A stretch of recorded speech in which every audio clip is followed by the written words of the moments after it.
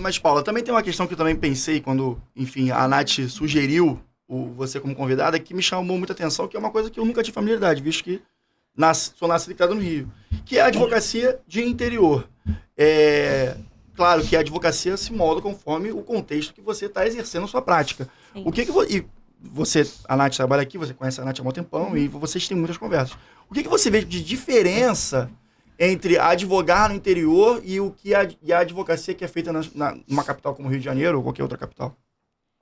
Lá no escritório, a gente tem processos, tem demandas fora, né, em grandes centros. Então, eu acabo convivendo, a gente tem parceiros, coisa de trabalho de escritórios de cidade mesmo, central. O que eu vejo dentro da minha vivência lá em Volta Redonda? Primeiro, cultura.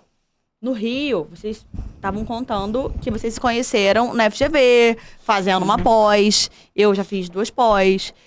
Quase todo mundo que eu conheço da capital tá sempre investindo em conhecimento, em crescer na parte técnica. No interior, eu tenho 1000 amigos que formaram na faculdade comigo e nunca mais fizeram nada.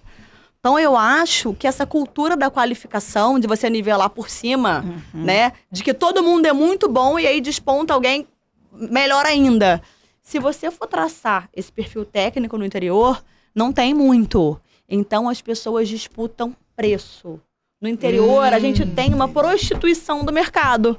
Olha, o seu escritório é o melhor, tá? Mas como não tenho aqui em Volta Redonda o número X de empresas, eu vou lá no seu cliente e falo, olha, eu vou fazer isso que você faz mais barato. Canibaliza o mercado. Canibaliza. Você vai prostituindo, entendeu? Então, eu acho que isso é muito feio no interior.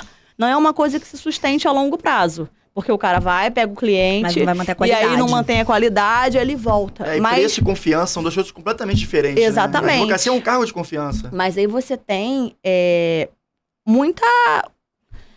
Fica andando muito, fica rodando muito, entendeu? As pessoas disputam muito preço e não qualidade.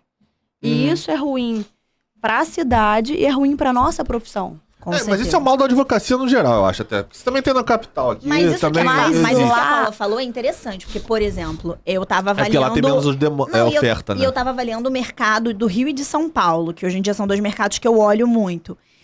Já tem essa diferença. No Rio, os advogados e os operadores do direito em geral são muito menos qualificados do que em São Paulo. Exatamente. Em São Paulo, você já vê um LLM numa Ivy League de uma forma muito mais, digamos assim, natural do que você recepciona aqui no Rio de Janeiro.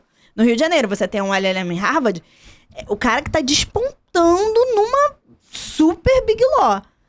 Em São Paulo, isso já é mais comum. Você já é uma coisa... A cidade é muito maior também, né? Exatamente. Mas eu acho que também porque você tem um nível de competitividade por qualificação muito maior. Quase uma seleção tem porque natural. tem mais empresa. Exatamente. Sim, obviamente. Exatamente. Mas, claro. por exemplo, se a gente você escalar, né? Se a gente for olhar a Volta Redonda, eu consigo pensar aqui em pelo menos 4 ou 5 faculdades particulares de direito e uma federal.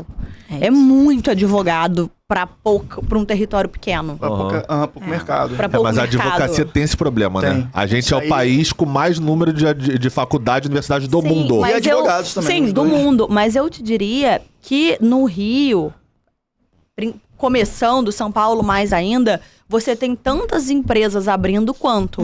Todo dia tem um novo negócio começando no Rio. Em São Paulo deve ter todo dia 10, 20 novos negócios. No interior isso é muito mais lento. Então você tem muito mais pessoas, a disparidade é maior, querendo atender do que empresas para serem atendidas. Isso tá muito ligado ao número de empresas que tem naquele estado, Sim, né? Então, por exemplo, esse saiu hoje acho que é no Correio da Manhã, se eu não me engano, no Diário do Rio, mas acho que no Correio da Manhã.